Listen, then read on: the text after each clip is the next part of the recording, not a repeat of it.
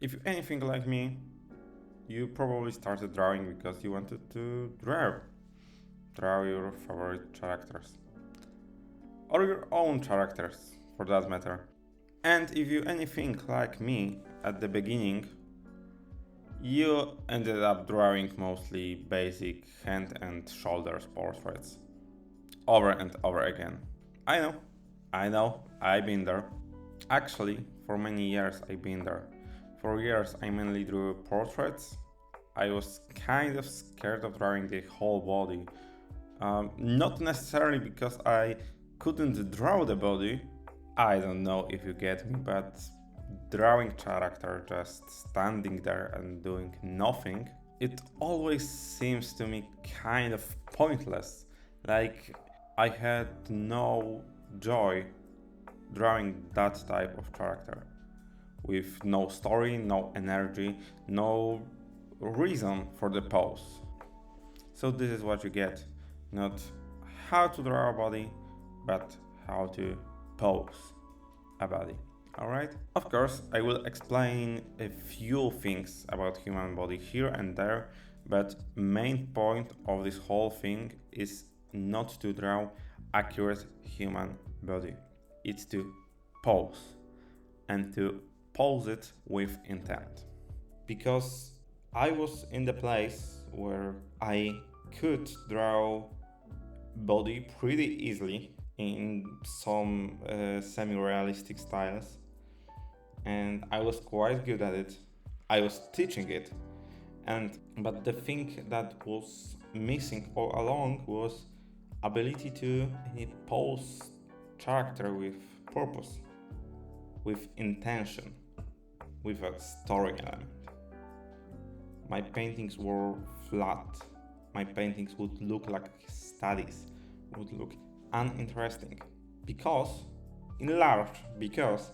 of pose. Because pose was basic. Pose was something that I copied from the reference one to one without thinking too much about it.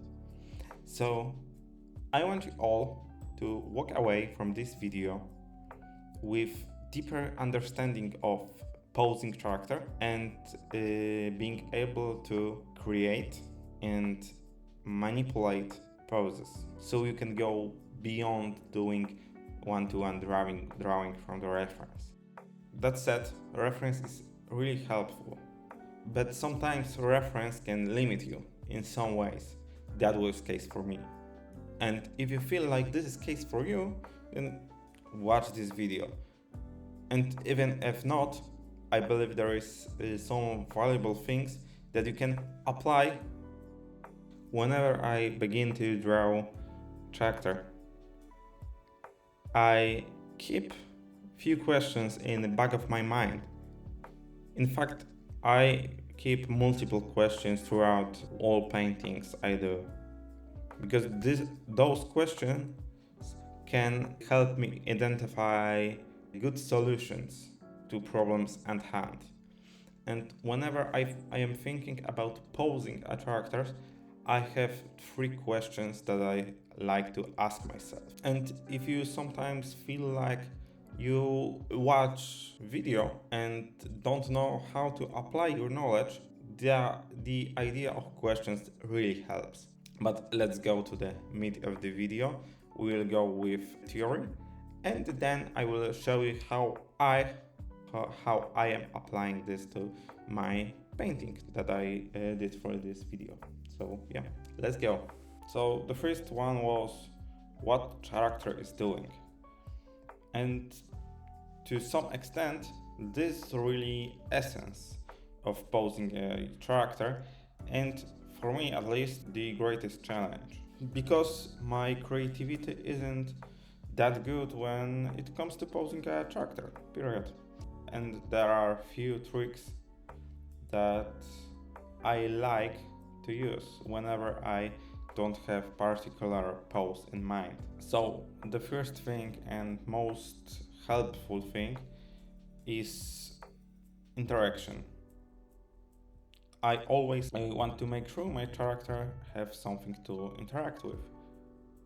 It can interact with object, a pet, other person, maybe even canvas itself. It's up to you, it's up to your creative mind. But whenever there is no interaction or a character is standing around doing nothing, I don't think there is story. And we want to have a story. This interaction don't need to be the main thing that is going on. It can be as simple as looking for something or at something for that matter. So, where camera is? This is hard question, and most of the time I like to go with the KISS method, which means keep it simple, stupid, and don't try to overthink it too much. So in most cases, I keep the camera around eye level of the character, but I always make sure that the silhouette of the character is clear. That means if I were to paint character pure black, I will still see what he or she is doing. So that is the key thing that you need to keep in mind. But also if you are going for some illustration that needs to have a lot of emotion, a lot of momentum, there is moment when camera work is much more important. My images are mostly kind of still and not action scenes, so I usually keep my camera pretty straightforward. That said, often it's great idea to put camera somewhere more interesting.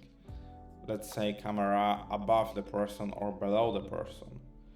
There are few rules that can be kind of bent over, but for most part, if you have character that should be viewed as vulnerable and weak in that particular moment in the story, the good idea is to show them from the top view. So camera is above him or her. And the opposite is true. If you want to show a character that is in power, you show them from below. That means camera is below them or below their eye level. And if you are doing your thumbnails with some kind of 3D, that might be 3D tools in Blender or 3D tools in Clip Studio, whatever. The thing is, you can pretty easily rotate the character into 3D space, so there is much opportunity to easily try different camera angles. So that might be something you want to look further if you are working with 3D to thumbnail your characters. How character is cropped. This is probably most overlooked and one of the easier things to change, because you can just crop it differently. My recommendation is, when you sketch, to keep full character on the canvas and later experiment with it, to crop in different ways and to try to keep balance between elements. But one thing I would say, and I will keep it as some sort of rule, that is, in the image you often wanna have some kind of focal point, the point of interest. And you usually, as a rule of thumb, wanna keep it above 3 points. That means, and you usually would have more than 1 or 2. So I will encourage you, where you're cropping the canvas, to make sure that the area between the focal points create some kind of composition. That means if you were to connect them together, they are not all on the left side or the right side, that they are somehow distributed. And if you are to connect them, the area that they will fill is... But this stuff is something you can really easily experiment. So this is the point where you want to maybe get a few copies of the same painting and try different approaches and just see how it looks, how it feels. And this is the part where artistic intuition is something that might be really helpful. And this is something, and the way that you compose to your image is something that will change from artist to artist, because it's mostly taste that dictates how we personally like to distribute our focal points on the canvas. And for the execution part, there are a multitude of techniques you can use to sketch basically, but one thing I want you to do is to try multiple times. That is where when I start a painting, I don't just start a painting. I draw multiple little sketches to figure out what exactly I am gonna draw. And small scale, it's something that will keep you more confident. At least that's the idea. And technique really doesn't matter. There are few that you might use. You might just sketch, which is most basic technique you can use, really, and really effective for that matter. You can sketch with small brush, you can sketch with large brushes using values right away. You can do things with 3D. Clip Studio has great 3D features for that, where you can easily pose character and try multiple angles. I often use my main painting tool, which is lasso tool, and create shapes with that. It's really comfortable for me because it's really fast and you draw shapes anyway, so I can draw them just faster than I would with just a regular brush. Usually I go with like 9 thumbnails minimum, and I pick my best. What I mean by best? I mean, if I have story, that means the best is what the best represents the story. But I often go with the coolest looking, to be honest. So either way, you pick one of them. Maybe go through 3 ideations of particular one with little changes and see how it goes, and then go straight to painting. So now, when the theory is kinda, let's go about one painting, and I will walk you through how I personally work on my character illustrations. And remember, this is my process. Take what's worked for you, everything else leave behind, alright? I always say that you need your own process. You need your own solutions to problems. But your solutions can be heavily inspired by somebody else, and hopefully I will do something that inspires you in some way to use similar solutions to similar problem as I do. So let's go to the painting. As my story, my prompt, my approach, my interaction, I chose something really simple.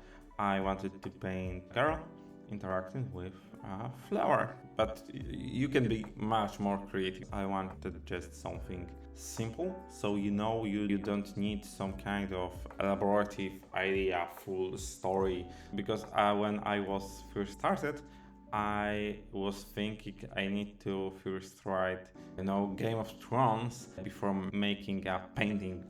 When I think the beauty of illustration is that is not the complete story. It's single frame, and that's kind of beautiful because everybody can add their own story to your image. So you can go with super simple things. Of course, if you want to make this a really specific story, go ahead. It's your word, it's your painting. So I know there's girl and flower.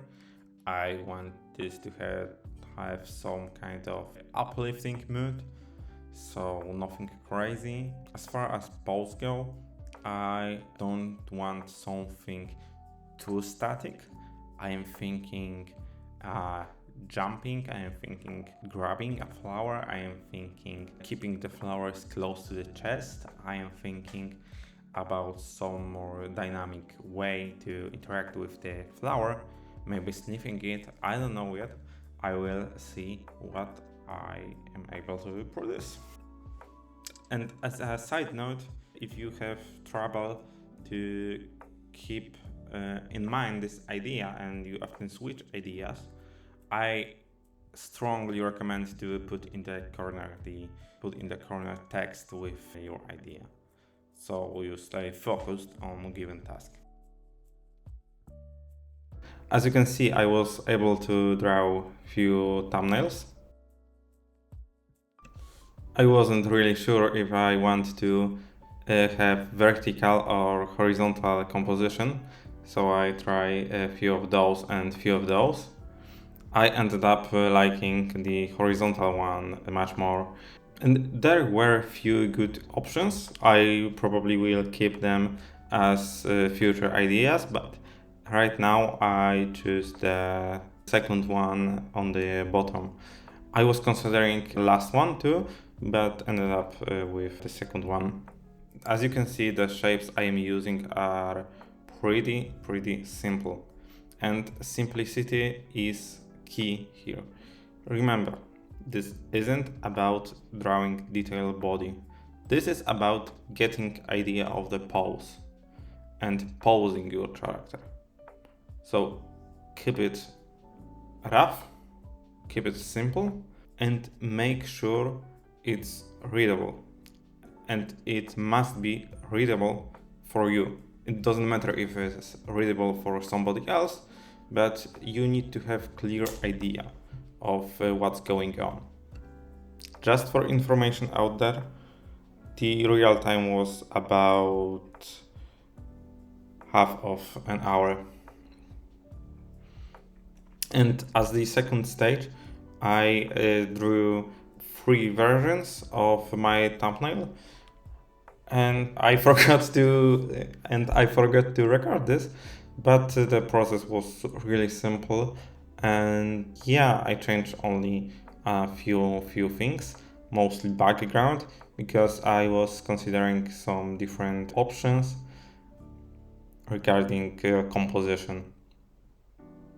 I ended up going with this one, while keeping in mind I need to put something in the left corner, because it's kind of empty right now, but I know I need there something, and I will put something there.